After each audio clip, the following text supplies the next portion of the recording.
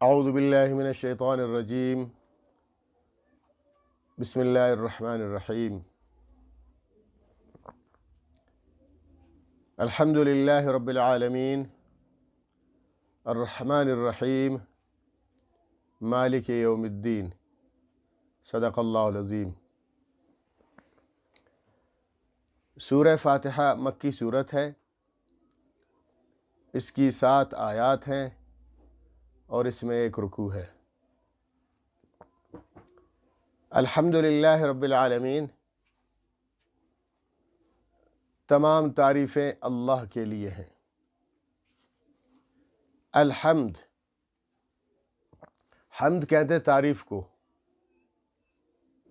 ہا میم دال، اور اگر اس کے مادے کو الٹ دیا جائے میم دال ہا، مدح، مدح بھی تعریف کو کہتے ہیں، حمد بھی تعریف کو کہتے ہیں، لیکن حمد صرف اللہ کے لیے جو تعریف کی جاتی ہے اس کو کہتے ہیں، یعنی حمد خاص ہے اللہ کے لیے۔ اللہ کے علاوہ کسی مخلوق، کسی شے کی تعریف کو حمد نہیں کہا جاتا ہے۔ عام طور پر یہ بچے بھی اسکولوں میں پڑھتے ہیں، حمد ہوتی ہے اردو کی کتابوں میں، یعنی منظم شکل میں اللہ کی تعریف کی جاتی ہے، اس کو حمد کہا جاتا ہے۔ اچھا، مدح، اس کے علاوہ پھر مدح ہے، مدح پھر دوسری چیزوں کے لیے جو تعریف کی جاتی ہے وہ مدح ہے، حمد نہیں ہے۔ تو پہلی بات تو یہ کہ حمد کے معنی ہے تعریف، اور وہ تعریف جو اللہ کے لیے مخصوص ہے۔ اچھا، اب اس میں یہ ہے کہ تمام تعریفیں، پہلی بات تو یہ کہ دیکھیں المعرف باللام ہے، معرفہ ہے، اور جس لفظ کے شروع میں ال آتا ہے وہ معرفہ بن جاتا ہے، وہ خاص بن جاتا ہے، تو خاص تعریفیں۔ اور تمام تعریف سے مراد یہ ہے کہ دیکھیں اللہ رب العالمین وہ ذات عالیہ ہے، وہ قادر مطلق ذات ہے، وہ ہر چیز پہ قدرت رکھنے والا ہے، وہ تعریفوں کے لائق بھی ہے، لیکن بہت سے دنیا میں ایسے لوگ ہیں جو اللہ پاک کی تعریف نہیں کرتے ہیں، لیکن اللہ پاک زبردستی ان سے تعریف کرواتے ہیں۔ اس طرح سے کہ بھئی دیکھیں، آپ دنیا میں کسی کی تعریف کریں، کسی چیز کی تعریف کریں، ایک پنکھے کی تعریف کریں کہ بڑا بہترین پنکھا ہے، اچھی ہوا دیتا ہے، تو یہ اپنے پنکھے کی تعریف کر دی، تو یہ تعریف پنکھے کو نہیں جا رہی۔ کیوں؟ اس لیے کہ جس نے پنکھا بنایا تعریف اس کی ہو گئی کہ اس کے اندر یہ خوبی اس بندے نے ڈالی ہے کہ اس کو اس طرح ہوا دے دینی چاہیے، لیکن اس بندے کے اندر اللہ رب العالمین نے یہ عقل ودیت فرمائی، یہ علم عطا فرمایا، یہ سوچ اور فہم عطا فرمائی، تو اصل تعریف یہ پنکھے کی ہو رہی ہے، پھر پنکھے سے جا کے پھر اس بندے کی ہو رہی ہے جس نے اس پنکھے کو بنایا، پھر اس سے آگے جا کر یہ تعریف ڈائریکٹ اللہ کو پہنچ جاتی ہے کہ دیکھیں اس بندے کے ذہن میں عقل عطا فرمائی اللہ نے، اس کو علم عطا فرمایا، اس کو سوچ عطا فرمائی، تو یہ ساری تعریف گویا اللہ کو جا رہی ہے۔ تو ہم دنیا والے چاہے اللہ کی تعریف کریں یا نہ کریں، کچھ لوگ تو صبح سے شام تک 24 گھنٹے اللہ کی تعریف میں لگے رہتے ہیں، وہ تو عظیم لوگ ہیں، لیکن جو نہیں کرتے ہیں اللہ کی تعریف، اللہ زبردستی ان سے تعریف کرواتا ہے اپنی ان چیزوں کے ذریعے سے۔ آپ کسی نظارے کی تعریف کریں تو وہ نظارہ کس نے بنایا؟ اللہ نے بنایا۔ کسی حسین چہرے کی تعریف کریں تو وہ حسین چہرہ کس نے بنایا؟ اللہ نے بنایا۔ تو کسی بھی چیز کی، کسی بھی جنس کی آپ تعریف کریں گے، وہ تعریف ڈائریکٹ اللہ کو ہو جاتی ہے، تو اللہ کی تعریف ہو رہی ہے۔ تو اس لیے تمام تعریفیں، آپ جس کی تعریف کریں وہ تعریف اللہ کو ہو جاتی ہے۔ الحمد، تمام تعریفیں للہ، اللہ کے لیے ہے، لام تخصیص کے لیے ہے، خاص ہیں اللہ کے لیے۔ اللہ، اللہ کی کیا معنی ہے؟ اللہ کہتے ہیں اللہ رب العالمین۔ دیکھیے اللہ تعالیٰ کے بہت سارے نام ہیں، مشہور تو 99 ہیں لیکن اس سے بھی زیادہ، لیکن ان سارے ناموں میں اللہ رب العالمین کا ایک نام نامی اسم گرامی ہے اللہ. یہ اللہ پاک کا ذاتی نام ہے اللہ. اس کے علاوہ جتنے نام ہیں اللہ رب العالمین کے وہ سب صفاتی نام ہیں. اسماء حسنہ میں آپ پڑھتے رہتے اللہ پاک کے نام، تو ذاتی نام اللہ ہے اور باقی سب صفاتی نام ہے. اچھا، دوسری بات یہ ہے کہ چونکہ مجھے تھوڑی بہت تجوید سے بھی شغف ہے، واسطہ اور تعلق ہے، تو اس لیے میں ہمیشہ اپنے شاگردوں سے بھی کہتا ہوں کہ دیکھیں اللہ پر پڑھا کرے اس کو، اللہ مت بولے، اللہ اللہ اللہ مت بولے. اللہ عربی میں کہتے ہیں کوئی نہیں، الف نون لام پر شد ہے، لام الف لا، اللہ اشہد اللہ. آپ پڑھتے رہتے ہیں کلمہ شریف میں، کلمہ شہادت میں اشہد میں گواہی دیتا ہوں اللہ کوئی نہیں ہے. وہ بھئی اللہ مت بولا کرے، اللہ اللہ پر پڑھا کرے اس کو. اللہ میرا معبود کون ہے؟ اللہ. اور اگر آپ کہیں گے میرا معبود اللہ ہے، اللہ کے بعد کوئی نہیں، میرا معبود کوئی نہیں ہے، تو ہمیشہ اللہ کے لفظ کو پر پڑھا کریں. لیکن اگر اللہ کے لفظ سے پہلے زیر ہے تو پھر اس کو باریک پڑھیں، جیسے بسم اللہ میں پھر باریک ہے. تو اللہ اللہ کہتے ہیں معبود برحق کو. اللہ کے معنی اللہ الہ سے ہے، الہ معبود کو کہتے ہیں جس کی عبادت کی جاتی ہے، وہ اللہ. تو لازمی بات ہے معبود برحق کون ہے؟ خالق کل کائنات اللہ رب العالمین، جو خالق بھی ہے، جو مالک بھی ہے، جو رب العالمین بھی ہے، وہی اللہ رب العالمین ہے، اس کی عبادت کی جاتی ہے. اچھا، یہاں ایک چھوٹی سی بات آتی ہے ذہن میں کہ دیکھیں ہم اللہ رب العالمین کی عبادت کرتے ہیں، بلکہ سب یہی کہتے ہیں. یہودی بھی کہتے ہیں ہم اللہ کی عبادت کرتے ہیں، عیسائی کہتے ہیں ہم بھی اللہ کی عبادت کرتے ہیں، ہندو بھی کہتے ہیں ہم اللہ کی عبادت کرتے ہیں. لیکن اللہ کی عبادت حقیقی طور پہ کون کرتا ہے؟ اللہ رب العالمین کے علاوہ کسی کی عبادت نہیں کی جاتی ہے، چاہے وہ ذات، وہ ہستی انبیاء کرام کی ہو، اولیاء کرام کی ہو، جتنی بھی بڑی شخصیت ہو، عبادت کے لائق صرف اللہ ہی ہے. اللہ کے سوا کسی کی عبادت نہیں کی جاتی ہے. جیسے ہم اعتراض کرتے ہیں مسلمان کہ بھئی بتوں کی عبادت کی جا رہی ہے آج کل دنیا میں، غلط ہے، ان کی عبادت نہیں ہونی چاہیے. اور انبیاء کی عبادت کی جاتی ہے، جیسے عیسائی ان کا نظریہ ہے کہ عیسیٰ علیہ السلام کو اللہ کا معبود تصور کرتے ہیں یا کہتے ہیں، تو لہٰذا غلط بات ہے. لیکن ہم پر بھی اعتراض ہوتا ہے کہ بھئی دیکھو تم بھی تو عبادت کرتے ہو، خانہ کعبہ کی عبادت کرتے ہو، اس کی طرف منہ کر کے نماز پڑھتے ہو، اس کا طواف کرتے ہو، تو یہ تم بھی تو غیر اللہ کی عبادت کر رہے ہو. نہیں بھائی جان، ہم اللہ کے سوا کسی کی عبادت نہیں کرتے ہیں. دیکھیے اللہ رب العالمین نے ہی حکم دیا ہے کہ میرے گھر کا طواف کرو. دیکھیں ہم اللہ کو دیکھ نہیں سکتے ہیں، اللہ ہم سب کو دیکھ رہا ہے، لیکن اللہ کو ہم دیکھ نہیں سکتے، محسوس کرتے ہیں، سمجھتے ہیں اللہ پاک کو، لیکن اللہ پاک کو دیکھ نہیں سکتے. تو اللہ رب العالمین نے کہا اجتماعیت کے طور پر منہ قبلہ کی طرف کرو، جو میرا گھر ہے اس طرف منہ کرو، تمہارے اندر اجتماعیت آ جائے گی، اس انتشار سے بچ جاؤ گے. کوئی مشرق کی طرف منہ کر رہا ہے، کوئی مغرب کی طرف، کوئی شمال، کوئی جنوب کی طرف، نہیں. اتحاد ہونا چاہیے، متحد ہونا چاہیے، ایک طرف منہ کر کے نماز پڑھو. یہ بھی اللہ کا حکم ہے. اللہ نے کہا خانہ کعبہ کا طواف کرو تو ہم کرتے ہیں، ہم مجبور ہیں.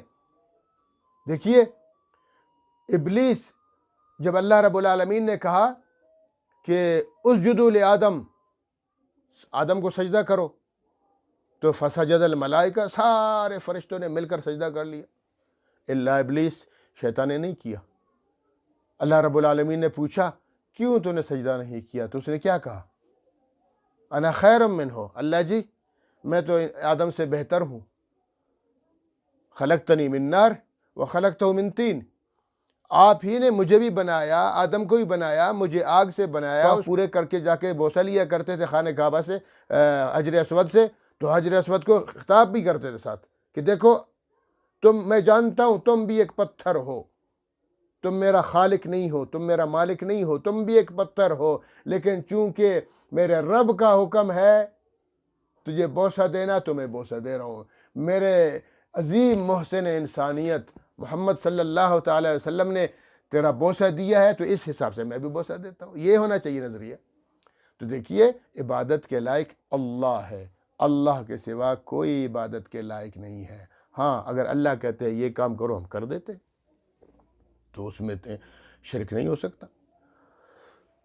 دوسری بات یہ ہے کہ دیکھیں تمام تعریفیں اللہ کے لیے ہیں۔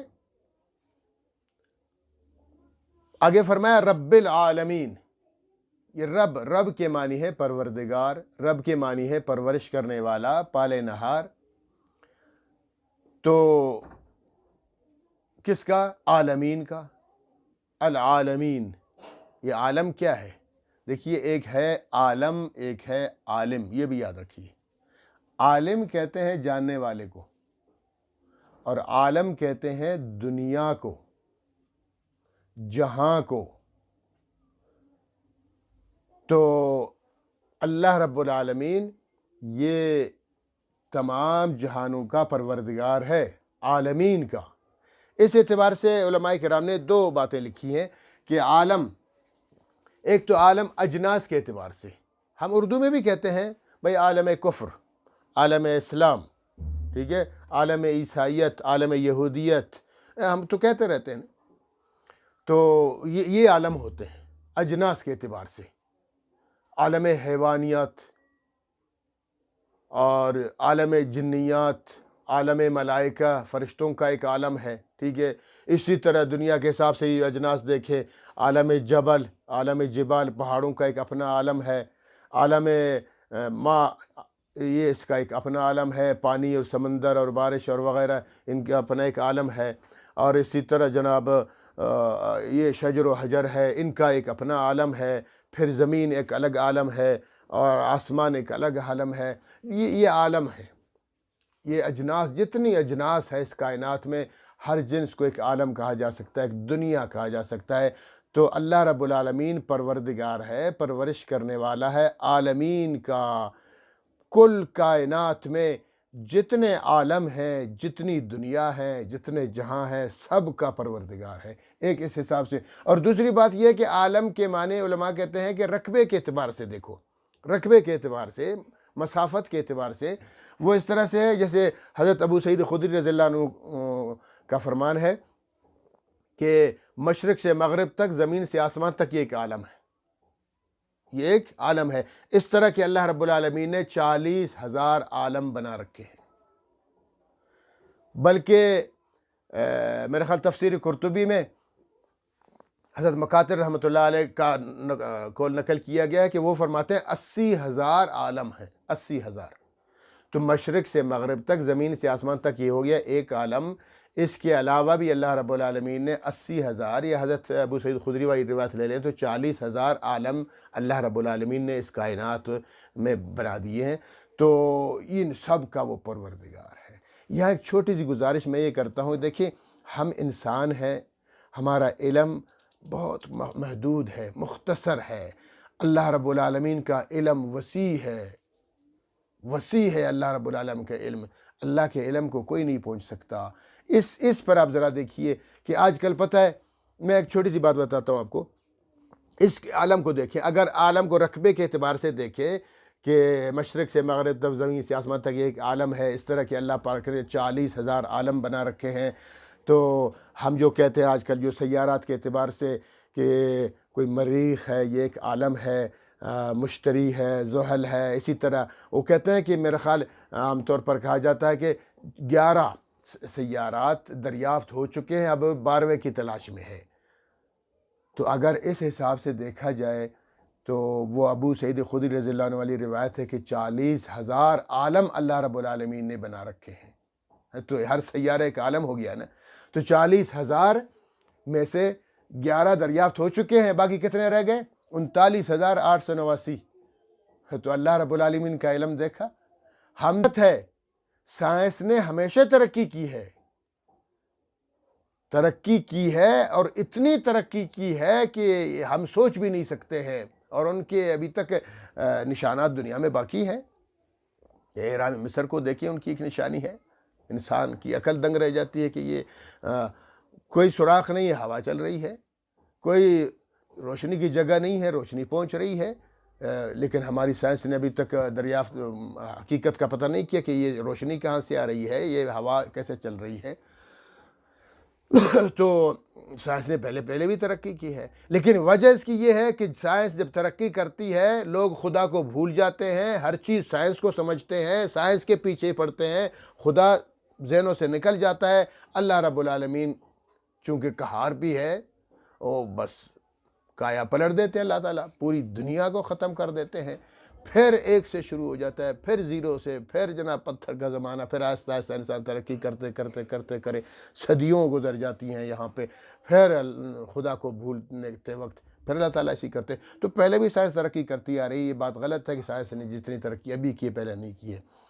تو رب العالمین تمام تعریف، الحمدللہ رب العالمین، تمام تعریفیں اللہ کے لیے ہیں جو رب العالمین، تمام عالمین کا رب ہے۔ عالم کو آپ جنس کے اعتبار سے دیکھیں بھی تمام اجناس کا رب ہے، یا رقبہ اور مسافت کے اعتبار سے دیکھیں کہ کل کائنات میں اللہ نے کتنی مخلوقات پیدا فرمائی ہیں اور کتنے جہاں اللہ تعالیٰ نے پیدا فرمائے ہیں، ان سب کا پروردگار ہے، سب کو پالنے والا ہے۔ الرحمن الرحیم، اللہ رحمان بھی ہے، اللہ رحیم بھی ہے۔ الرحمن بے حد مہربان، سب پہ رحم کرنے والا اور بیک وقت رحم کرنے والا رحمان کہلاتا ہے۔ اور رحیم انتہائی مہربان، جو اطاعت گزار ہیں، جو فرمان بردار ہیں، اللہ رب العالمین کی حکم کے احکامات کے مطابق چلنے والے ہیں، قیامت کے دن اللہ تعالیٰ ان کو بہت کچھ عنایت فرمائیں گے۔ تو رحیم ہے، اللہ مہربان بھی ہے، رحیم بھی ہے۔ اللہ رحمان فی الدنیا و رحیم فی الآخرہ، اللہ دنیا میں رحمان ہے، سب پہ رحم فرماتے ہیں، اور آخرت میں رحیم ہے، جو اطاعت گزار ہے ان پر اللہ رب العالمین اپنا خاص احسان فرمائیں گے، اپنا دیدار عنایت فرمائیں گے، اپنی رضا، اور جو سب سے بڑی چیز ہے رضا، کہ رضامندی کا اعلان فرمائیں گے، اور بہترین انعامات سے جنت کی صورت میں نوازیں گے۔ اللہ تعالیٰ ہم سے بھی راضی ہو، اللہ پاک ہم پر بھی رحیم ہو، رحم فرمائے، اور ہمیں بھی اللہ رب العالمین اپنے انعامات سے نوازے۔ تو فرمایا کہ الرحمن الرحیم کے بعد اب ہے مالک یوم الدین، تیسری آیت ہے مالک یوم الدین۔ اللہ مالک ہے، یہ بھی اللہ پاک کا ایک نام ہے، مالک۔ اچھا، یہاں میں ایک آپ کو چھوٹی سی ایک عرض کر دوں، ایک مسئلہ بتا دوں۔ دیکھیے اللہ رب العالمین کے تو بہت سارے نام ہیں، ایک اللہ کا نام ذاتی نام ہے اللہ، اور باقی صفاتی نام ہے۔ اللہ کا نام جو ذاتی نام ہے اللہ، اس کو بندے نہیں رکھ سکتے۔ عبداللہ رکھیں، عبداللہ اللہ کا بندہ ہے، لیکن اس کو صرف اللہ نہیں ہو سکتا کہ کوئی کسی کا نام ہو عبداللہ اور آپ عبد کو کاٹ کے اس کو اللہ کہیں، یہ ہو ہی نہیں سکتا، کیونکہ اللہ کوئی بن ہی نہیں سکتا۔ اور اسی طرح جو صفاتی نام ہیں ان میں بھی دو نام ایسے ہیں کہ وہ بھی ادھورے نہیں لیے جا سکتے ہیں، ایک ہے رحمان اور ایک ہے قیوم۔ رحمان کے معنی ہے، جیسے میں نے ابھی بتایا، کہ تمام اشیاء پر بیک وقت مکمل طور پر رحم کرنے والا وہ اللہ ہے، وہ رحمان ہے۔ تو رحمان تو کوئی نہیں بن سکتا اللہ کے علاوہ، اس لیے کہ اگر کسی کا نام عبد الرحمن ہے تو اس کو رحمان صاحب مت بولے، عبد الرحمن بولے، عبد الرحمن کو عبد الرحمن ہی بولا کرے، جن کو لوگ اچھے طرح سے بول بھی سکے، اور ہونا چاہیے کوئی شخص کسی کا نام غلط لے اس کو بول دینا چاہیے کہ بھائی میرا نام اس طرح نہیں، میرا نام یوسف ہے، یوسف نہیں ہے جو آپ کہہ رہے ہیں مجھے یوسف، میرا نام یونس نہیں ہے، یونس ہے۔ تو اسی طرح مدثر، میرا نام مدثر ہے، مدثر نہیں ہے۔ تو اسی طرح اگر کوئی کسی کا نام عبد الرحمن ہے، کوئی کہتا ہاں رحمان بھائی کیسے، کہتے نہیں میرا نام رحمان بھائی نہیں ہے، میرا نام ہے عبد الرحمن، میں رحمان بن ہی نہیں سکتا۔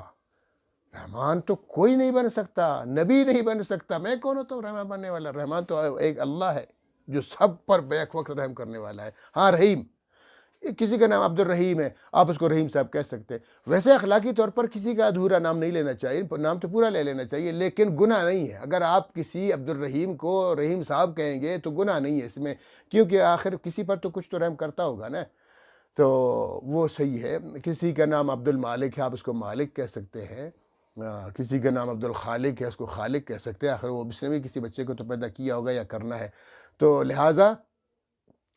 اور تیسرے نمبر پر قیوم، اگر کسی کا نام عبد القیوم ہے، قیوم بھی نہیں کہہ سکتے۔ وہ آیت الکرسی میں جا کے انشاءاللہ پڑھیں گے کہ قیوم کے معنی ہے، ایک ہے حی، ایک ہے قیوم۔ حی کے معنی بے زندہ، قیوم کے معنی ہے بے زندہ، لیکن حی صرف زندہ کو کہتے ہیں، عبد الحی، ٹھیک ہے، کسی کا نام عبد الحی، حی صاحب کہہ سکتے ہیں، لیکن عبد القیوم، یہ قیوم بھائی نہیں کہہ سکتے ہیں، کیونکہ قیوم کے معنی ہے زندگی کو تھامنے والا، زندگی کو کنٹرول کرنے والا۔ ہم تو زندہ تو ہیں لیکن اپنی زندگی کو کنٹرول نہیں کر سکتے، کسی بھی کے وقت کڑچ ہو سکتے ہیں، ٹھیک ہے۔ تو اللہ رب العالمین قیوم بھی ہے، خود بھی زندہ ہے، پوری کائنات کو زندہ رکھنے والا بھی ہے، اور سب کی زندگیوں کو اپنے کنٹرول میں لینے والا بھی ہے۔ کسی کو چاہتا ہے زندہ رکھتا ہے، کسی کو چاہتا ہے مار دیتا ہے، تو وہ مالک ہے، وہ قیوم ہے۔ تو اس لیے عبد القیوم بھی کو بھی ادھورا نہ لیا جائے۔ ہاں باقی ناموں میں آپ ادھورا اگر لے بھی لیں تو گناہ نہیں ہے۔ تو فرمایا مالک، اللہ مالک ہے، یہ بھی اللہ کا ایک صفاتی نامے سے ایک ہے۔ کس کا مالک ہے؟ سب چیزوں کا مالک ہے، ہر چیز کا مالک ہے، لیکن یہاں فرمایا یوم الدین، بدلے کے دن کا مالک ہے۔ دین، یوم کہتے ہیں دن کو، اور دین کہتے ہیں بدلے کو۔ دین کے معنی ہے بدلہ، یوم الجزا۔ دنیا کو کہتے ہیں دار العمل، اور آخرت کو کہتے ہیں دار الجزا۔ دنیا دار العمل ہے، اور آخرت روز محشر، قیامت کا دن جو بہت بڑا دن ہے، وہ دار الجزا ہے، بدلے کا دن ہے۔ اس دن لوگوں کو ان کے ایمان اور ان کے اعمال کے مطابق بدلہ دیا جاتا ہے۔ جیسے ایک شخص مزدوری کرتا ہے، صبح سے شام تک بیچارہ لگا رہتا ہے، مزدوری کرتا ہے، خون پسینے کرتا ہے، اور پھر شام کو خوش ہوتا ہے کہ مجھے مزدوری ملنے والی ہے۔ تو ہم جو دنیا میں آئے ہیں، وما خلقت الجن والانس الا لیعبدون، اللہ تعالیٰ خود فرماتے ہیں کہ میں نے جنوں کو، انسانوں کو صرف اپنی عبادت کے لیے پیدا کیا ہے، تو تم دنیا میں میری عبادت کے لیے آئے ہو۔ علامہ اقبال بھی یہی فرماتے ہیں کہ تو برائے زندگی آمد برائے بندگی، زندگی آمد برائے بندگی، زندگی ملی ہے بندگی کے لیے، زندگی بے بندگی شرمندگی، اور زندگی میں اگر بندگی نہ ہو تو یہ شرمندگی ہے، قیامت کے دن پھر اللہ کے سامنے شرمندگی ہوگی۔ تو اس لیے فرمایا کہ یوم الدین، بدلے کا دن، یعنی قیامت کو بدلے کا دن کہتے ہیں۔ بدلے کا دن اس لیے کہتے ہیں کہ وہاں پورا بدلہ ملے گا۔ ایک شخص پورا مہینہ جاب کرتا ہے، نوکری کرتا ہے، ملازمت کرتا ہے، پھر مہینہ آتا ہے، پہلی آ جاتی ہے، تنخواہ ملتی ہے، بڑا خوش ہوتا ہے۔ تو اللہ رب العالمین ہمیں بھی اس دار العمل، میں اس کا مالک ہوں، ابھی بھی حقیقی طور پہ میں مالک نہیں ہوں، یہ میرا نظریہ ہے، سب کا نظریہ ہے، لیکن جزوی طور پر تو ہوں نا، اللہ نے مجھے اس کا مالک بنایا ہے، یہ میرا گھر ہے، میں اس گھر میں رہتا ہوں، تو اس کو میں نے، اللہ تعالیٰ نے مجھے مالک بنا دیا۔ حقیقی مالک تو اللہ ہے، جزوی طور پر میں مالک ہوں۔ یا دنیا میں دیکھیں، حکمرانی ہے، لوگوں کی حکمرانی ہے، پاکستان کے حکمران ہیں، انڈیا کے حکمران ہیں، امریکہ اور اسرائیل بدماش کے حکمران ہیں، تو یہ پوری دنیا میں حکمرانی کرتے رہتے ہیں لوگ۔ تو قیامت کے دن حکمرانی کسی کی نہیں ہوگی، صرف اللہ رب العالمین کی ہوگی۔ قیامت کے دن اللہ تعالیٰ خود فرمائیں گے لمن الملک اليوم، بتاؤ آج کس کی حکومت ہے؟ دنیا میں بڑی ڈینگیں مارا کرتے تھے میری حکومت ہے، ہاں مسلم لیگیوں کی حکومت ہے، پی پی والوں کی حکومت ہے، عمرانیوں کی حکومت ہے، پتہ نہیں کس کس کی حکومت ہے۔ باقی ملکوں میں جائیں، پھر وہ اپنی اپنی حکومتیں بتاتے ہیں اور فخر کرتے ہیں، پھر تکبر کرتے ہیں، پھر ظلم کرتے ہیں، پھر عجیب عجیب حرکتیں کرتے ہیں لوگ، ہماری حکومت ہے۔ اللہ تعالیٰ قیامت کے دن فرمائیں گے ہاں بتاؤ لمن الملک اليوم، آج کس کی حکومت ہے؟ 50,000 سال کا دن ہے، وہ لمبا دن، 50,000 سال کا۔ اس دن ہر شخص نفسا نفسی کا عالم ہوگا، ہر شخص کو اپنی فکر ہوگی کہ پتہ نہیں میرے ساتھ کیا ہونے والا ہے۔ بدلے کا دن ہے تو وہاں بدلہ ملنے والا ہے۔